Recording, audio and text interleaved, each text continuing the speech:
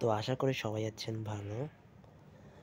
তো আজকে আমরা দেখব ডোজি কয়েনের মার্কেট অ্যানালাইসিস দেখছি আজকে। তো আমরা আছি 4 ঘন্টা ক্যান্ডেলস্টিক প্যাটার্নে, এবং আমরা যদি এখান থেকে সাপোর্ট অ্যান্ড রেজিস্ট্যান্স ড্র করি তাহলে দেখতে পাবো যে আমাদের কিন্তু এরকম একটা জায়গায় সাপোর্ট আছে বর্তমান, যেখানে আমাদের প্রাইসটি আছে। প্রাইস আছে হচ্ছে 0.22 মানে 22 সেন্ট করে। তো এরকম একটা জায়গায় কিন্তু আমাদের সাপোর্ট আছে,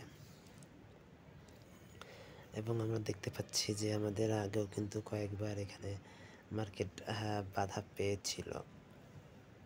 ঠিক আছে, তো আমরা এটাকে উপরে রেখে দিই, এবং এখানে যদি দেখি তাহলে কিন্তু দেখতে পাবো যে এখানে কিন্তু মার্কেট বাধা পেয়েছিল, এখানে মার্কেট বাধা পেয়েছে, এবং এরকম একটা জায়গায় মার্কেট বাধা পেয়েছিল। অ্যান্ড যখন আবার মার্কেট অ্যাগেইন এখান থেকে কিন্তু একটা ব্রেক করে নিচের দিকে চলে গেছে। তো এখন যদি মার্কেট নিচের দিকে যাওয়া বা উপরের দিকে যাওয়ার চান্স এই বেশি। ঠিক আছে, তো আমরা যদি এটা সরিয়ে দিই, ওকে, তাহলে খুব সুন্দরভাবে দেখতে পাবো যে হ্যাঁ, এরকম একটা জায়গা কিন্তু মার্কেট আছে আমাদের।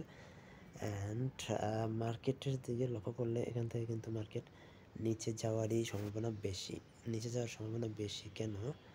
কারণ আমরা যদি দেখি তাহলে এখানে কিন্তু একটা হেড অ্যান্ড শোল্ডারের মতো ক্রিয়েট করেছে, যেমন নিচ থেকে উপরে গিয়েছে, এবং again shoulder, head and again shoulder create করে আবার নিচের দিকে নেমে গেছে।